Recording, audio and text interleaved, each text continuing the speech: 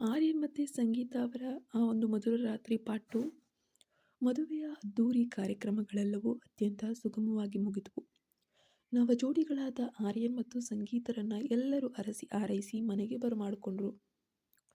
ಮನೆಯಲ್ಲಿ ಹಬ್ಬದ ವಾತಾವರಣ, ನೆಂಟರಿಷ್ಟರ ಸಡಗರ, ಒಬ್ಬರನ್ನೊಬ್ಬರು ಕಾಲೆಳೆಯುವಂತಹ ತಮಾಷೆಯ ಮಾತುಗಳು ಜೋರಾಗಿಯೇ ಇದ್ವು. ಆದರೆ ಆರ್ಯನ್ ಮನಸ್ಸು ಮಾತ್ರ ಮೈಸೂರಿನ ಹೋಟೆಲ್ನಲ್ಲಿ ನಡೆದ ಆ ಒಂದು ಘಟನೆಯ ಬಗ್ಗೆ ಯೋಚನೆ ಮಾಡ್ತಾ ಇತ್ತು.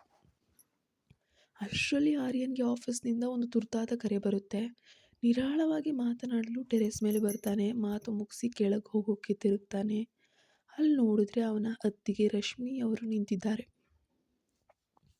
ಆದರೆ ಅವರು ನಾರ್ಮಲ್ ಆಗಿರಲಿಲ್ಲ. ಅವರ ಮುಖದಲ್ಲಿ ಒಂದು ರೀತಿಯ ಚೇಷ್ಟೆಯ ನಗು ಕಾಣ್ತಾ ಇತ್ತು. ರಶ್ಮಿ: ಅತ್ತಿಗೆ, ಏನು ಮದುಮಗನೇ, ಮದುವೆ ದಿನ ರಾತ್ರಿ ಎಲ್ಲಿ ಕಾಣೆಯಾಗ್ಬಿಟ್ಟಿದ್ಯಾ ಆರ್ಯನ್? ನಿನ್ನ ರೂಮಿನಲ್ಲಂತೂ ನೀನಿರಲಿಲ್ಲ. ಸೊ ಹಾಗಾಗಿ ಆರ್ಯನ್ ಒಂದು ಕ್ಷಣ ತಬ್ಬಿಬಾದ. ಅದು ಅದು ನೀವೇ ನೋಡಿದ್ರಲ್ಲ ಅದಕ್ಕೆ, ಫ್ರೆಂಡ್ಸ್ ರೂಮ್ನಲ್ಲೇ ಮಲಗಿದೆ ಅಂತ ಸಮಾಧಾನ ಪಡಿಸೋಕ್ಕೆ ಬಹಳವಾಗಿ ಪ್ರಯತ್ನ ಮಾಡ್ತಾನೆ. ರಶ್ಮಿ ಅದಕ್ಕೆ ನಗುತ್ತಾ: ಓಹೋ ಹೌದಾ, ಅದೇ ರೂಮ್ ನಂಬರ್ 404 ತಾನೇ? ಶೋರ್? ಈ ಮಾತು ಕೇಳುತ್ತಿದ್ದಂತೆ ಆರ್ಯನ್ಗೆ ಒಂದು ಕ್ಷಣ ಶಾಕ್ ಆದಂಗೆ ಆಗ್ಬಿಡುತ್ತೆ. ಅವನು ಆಶ್ಚರ್ಯದಿಂದ ಅತ್ತಿಗೆ ಅದು ಅದು ನಿಮ್ಗೆ ಹೇಗೆ ಗೊತ್ತು ಅಂತ ಕೇಳ್ದ. ರಶ್ಮಿ ಅತ್ತಿಗೆ: ನೋಡು ಆರ್ಯನ್, ನಿನ್ನ ಫ್ರೆಂಡ್ಸ್ ಇದ್ದದ್ದು ರೂಮ್ ನಂಬರ್ 507ನಲ್ಲಿ. ಆ ರೂಮ್ ಕೀ ನಾನೇ ಅವ್ರಿಗೆ ಕೊಟ್ಟಿದ್ದಲ್ವಾ. ಆದರೆ ನೀನು ಬೆಳ್ಳಂಬೆಳಗ್ಗೆ ಯಾರಿಗೂ ತಿಳಿಯದಂತೆ 404ನ ರೂಮ್ನಿಂದ ಆಚೆ ಬರ್ತಿದ್ದಾಗ ಸೊ ನಾನು ನಿನ್ನನ್ನೇ ನೋಡ್ತಿದ್ದೆ. ಅಷ್ಟಕ್ಕೂ ಯಾರೋ ಆ ಫ್ರೆಂಡ್ಸು. ಆರ್ಯನ್ ತಲೆ ತಗ್ಗಿಸಿ ಮುಜುಗರದಿಂದ ನಿಂತೇ ಇದ್ದ. ನಿಜ ಹೇಳಬೇಕಾದ್ರೆ ಅತ್ತಿಗೆ, ಆ ರೂಮ್ನಲ್ಲಿದ್ದದ್ದು ಸಂಗೀತ ಅಂತ ನಾನು ಅಂದುಕೊಂಡಿದ್ದೆ. ಆದರೆ ಈಗ ನನಗೆ ಗೊಂದಲವಾಗ್ತಿದೆ. ರಶ್ಮಿ ಅತ್ತಿಗೆ: ಅದು ಏನು ಆರ್ಯನ್, ಯಾರು ಅಂತ ಗೊತ್ತಿಲ್ಲದೆ ಇಡೀ ರಾತ್ರಿ ಅವಳ ಜೊತೆ ಪ್ರೀತಿಯ ಸಂಭಾಷಣೆಯನ್ನು ನಡೆಸ್ಬಿಟ್ಯಾ? ಹೆಂಡತಿ ಅಂತ ಗೊತ್ತಿಲ್ಲದೆ ಅವಳ ಜೊತೆ ನೀನು ಕೈ ಜೋಡಿಸಿದ್ಯಾ? ಆ ರಾತ್ರಿ ಹೇಗೆ ಅವಳ ಜೊತೆ ಕಳೆದೆ ನೀನು? ಅವಳು ಯಾರು ಅಂತ ಗೊತ್ತಿಲ್ಲದೆ? ಆರ್ಯನ್: ದೇವರಾಣಿಗೂ ಸತ್ಯ ಅತ್ತಿಗೆ, ಅವಳ ಮುಖ ನಾನು ಸರಿಯಾಗಿ ನೋಡಿಯೇ ಇಲ್ಲ. ನಾನು ರೂಮ್ ಒಳಗೆ ಹೋಗುವ ಮೊದಲೇ ಅಲ್ಲಿ ಕರೆಂಟ್ ಫೀಸ್ ಕೂಡ ತೆಗೆದು ಹೋಗಿತ್ತು. ಆ ಕತ್ತಲೆಯಲ್ಲಿ ಅವಳು ಯಾರು ಅಂತಲೇ ತಿಳಿಲಿಲ್ಲ ಅತ್ತಿಗೆ. ಅತ್ತಿಗೆ, ನಿಮಗೆ ಅವಳು ಯಾರು ಅಂತ ಗೊತ್ತಾ? ನೀವು ಅವಳನ್ನು ಏನಾದರೂ ನೋಡಿದ್ದೀರಾ ಅಂತ ಪ್ರಶ್ನೆ ಮಾಡ್ದ. ರಶ್ಮಿ ಅತ್ತಿಗೆ ಗಂಭೀರವಾಗಿ: ಗೊತ್ತು ಆರ್ಯನ್, ಅವಳು ಯಾರೆಂದು ನನಗೆ ತುಂಬ ಚೆನ್ನಾಗಿ ಗೊತ್ತು. ಅವಳು ಈಗ ನಮ್ಮನೇಲೇ ಇದ್ದಾಳೆ. ಆರ್ಯನ್ ಬಹಳ ಕುತೂಹಲ ತಾಳಲಾರದೆ: ಹೌದಾ ಹೌದಾ ಅತ್ತಿಗೆ, ಯಾರದು ಅತ್ತಿಗೆ, ಪ್ಲೀಸ್ ಹೇಳಿ ಅಂತ ಬೇಡಿಕೊಂಡ್ಳು. ರಶ್ಮಿ ಅತ್ತಿಗೆ ಸ್ವಲ್ಪ ಹೊತ್ತು ಮೌನವಾಗಿ ದೂರದ ಆಕಾಶವನ್ನೇ ದಿಟ್ಟಿಸುತ್ತಾ ನಿಂತರು. ಅವರ ಕಣ್ಣಲ್ಲಿ ಒಂದು ರೀತಿಯ ನೋವು ಮತ್ತು ಏಕಾಂತವೂ ಕಾಣ್ತಾ ಇತ್ತು. ರಶ್ಮಿ ಅತ್ತಿಗೆ: ಆರ್ಯನ್, ಅವಳ ಬಗ್ಗೆ ಹೇಳುತ್ತೇನೆ, ಆದರೆ ಅದಕ್ಕೂ ಮುನ್ನ ನನ್ನದೊಂದು ಮಾತನ್ನು ಕೇಳ್ತೀಯಾ? ಈ ಮನೆಯಲ್ಲಿ ಎಲ್ಲರೂ ನಾನು ಸುಖವಾಗಿದ್ದೇನೆ ಅಂತ ಅಂದುಕೊಳ್ತಾನೆ ಇದ್ದಾರೆ. ಆದರೆ ಸುಳ್ಳದು. ಆದರೆ ಕಳೆದ 4 ವರ್ಷಗಳಿಂದ ನನ್ನ ಜೀವನ ಹೇಗಿದೆ ಎಂದು ಯಾರಿಗೂ ಗೊತ್ತಿಲ್ಲ. ನಿಮ್ಮ ಅಣ್ಣ ಒಳ್ಳೆಯವರು, ಆದರೆ ನನ್ನ ಮನಸ್ಸಿನ ಭಾವನೆಗಳಿಗೆ ಅವರಿಗೆ ಸ್ಪಂದಿಸೋಕೆ ಗೊತ್ತಾಗ್ತಿಲ್ಲ, ಸಮಯವೇ ಇಲ್ಲ. ಅವರ ಅತಿಯಾದ ಕೆಲಸ, ಒತ್ತಡ, ಆಸಕ್ತಿ ಇಲ್ಲದ ವರ್ತನೆಯಿಂದ ನಮ್ಮ ನಡುವೆ ಕೇವಲ ಮೌನವಷ್ಟೇ ಉಳಿದು ಹೋಗಿದೆ. ನನಗೂ ಒಬ್ಬ ತಾಯಿಯಾಗುವ ಆಸೆ ಇದೆ, ಆದರೆ ನಿಮ್ಮ ಅಣ್ಣನಿಗೆ ನನ್ನ ಸಂಕಟದ ಅರಿವೇ ಇಲ್ಲ ಕಣೋ. ನನ್ನ ನೋವನ್ನು ಯಾರ ಹತ್ರ ಹೇಳ್ಕೊಳ್ಳಿ ಆರ್ಯನ್ ಎಂದು ಹೇಳುತ್ತಾ ಕಣ್ಣೀರನ್ನು ಹಾಕಿದರು. ಆರ್ಯನ್ ಅತ್ತಿಗೆಯ ಈ ರೂಪ ನೋಡಿ ಸ್ತಬ್ಧನಾದನು. ಪ್ರತಿ ಕ್ಷಣವೂ ನಗು ನಗುತ್ತಾ ಮನೆಯನ್ನು ಸಂಭಾಳಿಸುವ ರಶ್ಮಿ ಅತ್ತಿಗೆ ಹಿಂದೆ ಇಷ್ಟೊಂದು ಸಂಕಟ ಇತ್ತೆ ಎಂದು ಅವನಿಗೆ ಮರುಗಿತ್ತು. ಅವನು ಹತ್ತಿರ ಬಂದು ಅವರ ಭುಜದ ಮೇಲೆ ಕೈ ಇಟ್ಟು ಸಮಾಧಾನ ಮಾಡುತ್ತಾ ಹೇಳ್ತಾನೆ: ಅಯ್ಯೋ, ಇದಕ್ಕೆಲ್ಲ ಯಾರಾದರೂ ಅಳ್ತಾರ ಅತ್ತಿಗೆ? ಸಮಾಧಾನ ಮಾಡ್ಕೊಳ್ಳಿ. ನೀವು ಒಳ್ಳೆ ಹೆಂಗಿದ್ದೀರಾ ಅಂದರೆ ದಂತದ ಗೊಂಬೆ ಥರ ಇದ್ದೀರಾ. ನಿಮ್ಮ ನೋವು ನನಗೀಗ ಅರ್ಥವಾಗ್ತಿದೆ.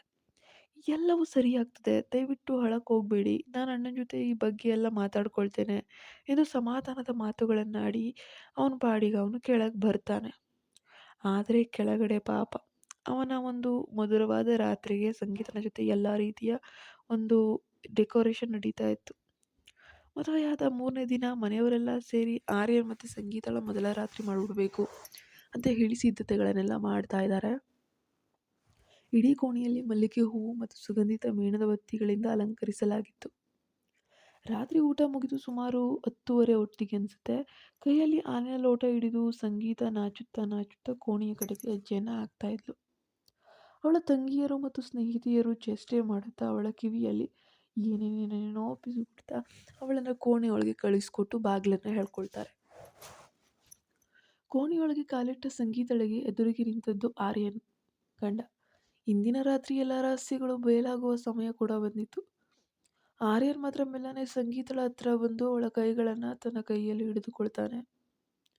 ಆದರೆ ಆರ್ಯನ್ ಮನಸ್ಸಿನಲ್ಲಿ ಹತ್ತಿಗೆಯ ಮಾತುಗಳು ಮತ್ತು ಆ ನಿಗೂಢವಾದ ಪತ್ರ, ಆ ಕತ್ತಲೆಯಲ್ಲಿದ್ದಂತಹ ಆ ಸುಂದರಿ, ಅದು ಮಾತ್ರ ನೆನಪಿತ್ತು. ಸಂಗೀತಳ ಕಣ್ಣಲ್ಲಿ ಅದೇ ಪ್ರೀತಿಯಂಕಾತಿ ಇತ್ತಾದರೂ ಆರ್ಯನ ಮನಸ್ಸಿನಲ್ಲಿ ಒಂದು ಪ್ರಶ್ನೆ ಕಾಡ್ತಾನೆ ಇತ್ತು. ಮೈಸೂರಿನಲ್ಲಿ ಸಂಗೀತನೇ ನನ್ನನ್ನು ಭೇಟಿಯಾಗಿದ್ಲಾ, ಅಥವಾ ರಹಸ್ಯದ ಹಿಂದೆ ಬೇರೆ ಯಾರಾದರೂ ಬೇಕು ಅಂತ ಇದ್ದಾರಾ ಅನ್ನೋದು. ಇನ್ನು ಮುಂದಿನ ನೆಕ್ಸ್ಟ್ ಪಾರ್ಟಲ್ಲಿ ನೋಡೋಣ ಏನಾಗುತ್ತೆ ಅಂತ. ಒಂದು ಸಣ್ಣ ಝಲಕನ್ನು ಈಗ ನಿಮಗೆ ಕೊಡೋಣ ಅಂತ. ಕೋಣೆಯೊಳಗೆ ಮಲ್ಲಿಗೆಯ ಸುಗಂಧ ಹರಡಿತ್ತು. ಹಾಲಿನ ಲೋಟವನ್ನು ಮೇಜಿನ ಮೇಲೆ ಇಟ್ಟಿದ್ರು. ನಾಚುತ್ತಾ ನಾಚುತ್ತಾ ನಿಂತಿದ್ದ ಸಂಗೀತಳ ಬಳಿ ಬಂದ ಆರ್ಯನ್. ಅವಳ ಕೈಗಳನ್ನು ತನ್ನ ಕೈಗೆ ತೆಗೆದುಕೊಂಡ. ಸಂಗೀತಳ ಕಣ್ಣಲ್ಲಿ ಅಂದು ಮೈಸೂರಿನಲ್ಲಿ ಕಂಡಿದ್ದಂತಹ ಅದೇ ಪ್ರೀತಿಯ ಹೊಳಪು ಮಿಂಚುತ್ತಾ ಇತ್ತು. ಆರ್ಯನ್ ಮೆಲ್ಲನೆ ಅವಳ ಹಣೆ ಸರಿ, ಸಂಗೀತ, ನನ್ನ ಪ್ರೀತಿಯ ಸಂಗೀತ, ಅಂದು ಆ ಕತ್ತಲ ಕೋಣೆಯಲ್ಲಿ ನಿನ್ನ ಪೂರ್ತಿಯಾಗಿ ನೋಡಲಾಗದಿದ್ದರೂ ನಿನ್ನ ಉಸಿರಿನ ಸ್ಪರ್ಶ ನನ್ನ ಕ್ಷಣದವರೆಗೂ ಕಾಯುವಂತೆ ಮಾಡಿದೆ ಎಂದು ಪಿಸುಗುಡುತ್ತಾನೆ. ಆರ್ಯನ್ ಸಂಗೀತಳ ಕೈ ಹಿಡಿದಾಗ ಅವನ ಮನಸ್ಸು ಮತ್ತೆ ಅದೇ ಮೈಸೂರ ಕತ್ತಲ ಕೋಣೆಯಲ್ಲಿ ತನ್ನನ್ನು ಅಪ್ಕೊಂಡಿದ್ದಂತಹ ಆ ಕೈಗಳ ಸ್ಪರ್ಶವನ್ನೇ ಮತ್ತೆ ಮತ್ತೆ ನೆನಪಿಸ್ಕೊಳ್ಳೋಕೆ ಶುರು ಮಾಡುತ್ತೆ. ಇದೇನಾ ಸ್ಪರ್ಶ, ಇದೇನಾ ಸುಗಂಧ ಅಂತ ಹೇಳಿ ಅವನಿಗೆ ಹೋಲಿಕೆ ಮಾಡ್ತಾ ಇದ್ದಾನೆ. ಸಂಗೀತಳ ಪ್ರೀತಿ ಅಸಲಿ ಅನಿಸಿದ್ರು ಆ ಕತ್ತಲೆ ಕೋಣೆಯಲ್ಲಿದ್ದ ಆ ಹುಡುಗಿಯ ಧೈರ್ಯ ಮತ್ತು ಕಾತರ ಇಂದಿನ ಸಂಗೀತದಲ್ಲಿ ಸ್ವಲ್ಪ ಕಡಿಮೆನೇ ಇದೆ ಅನ್ನೋಂಥ ಸಣ್ಣ ಅನುಮಾನ ಅವನನ್ನು ಇಕ್ಕಟ್ಟಿಗೆ ಸಿಲುಕಿಸಿದೆ. ಸಂಗೀತ ಅವನ ಎದೆಯ ಮೇಲೆ ಮೆಲ್ಲನೆ ತಲೆ ಇರಿಸಿ, ಆ ರಾತ್ರಿ ಕೇವಲ ಒಂದು ನಿಗೂಢ ಭೇಟಿಯಾಗಿತ್ತು ಆರ್ಯನ್, ಆದರೆ ಇಂದಿನ ರಾತ್ರಿ ನಮ್ಮ ಜೀವನದ ಅನ್ವರ್ಥಕ ಪ್ರೇಮದ ಆರಂಭ. ಆಕೆ ಯಾವುದೋ ರಾತ್ರಿಯ ಬಗ್ಗೆ ಮಾತಾಡ್ತಿದ್ದಾಳೆ, ಆದರೆ ಇವನು ಮಾತಾಡ್ತಿರೋದೇ ಬೇರೆ. ಆರ್ಯನ್ ಅವಳ ನಾಚಿಕೆಯಿಂದ ಕೆಂಪಾದ ಕೆನ್ನೆಯನ್ನು ನೇವರಿಸುತ್ತಾ ಅವಳ ಕಣ್ಣಲ್ಲಿ ಕಣ್ಣಿಟ್ಟು ಮೌನವಾಗಿ ನೂರಾರು ಮಾತುಗಳನ್ನು ಆಡ್ತಾನೆ. ಆರ್ಯನ್ ಮಾತ್ರ ಸಂಗೀತಳನ್ನು ಅಪ್ಕೊಂಡಾಗಲೆಲ್ಲ ಅವನಿಗೆ ಹತ್ತಿಗೆ ರಶ್ಮಿ ಟೆರೆಸ್ ಮೇಲೆ ಹೇಳಿರುವಂತಹ ಮಾತುಗಳು ನೆನಪಾಗ್ತಿದ್ದಾವೆ. ಅದು ಸಂಗೀತ ಅಲ್ಲ ಅನ್ನುವಂತಹ ಮಾತು. ಆ ರಾತ್ರಿ ರೂಮ್ ನಂಬರ್ 404ನಲ್ಲಿದ್ದ ಹುಡುಗಿ ಈಗ ನಮ್ಮ ಮನೆಯಲ್ಲೇ ಇದ್ದಾಳೆ ಎಂದು ಹೊತ್ತಿಗೆ ಅಷ್ಟು ಕಡಾಖಂಡಿತವಾಗಿ ಹೇಳಿದ್ದು ಯಾಕೆ?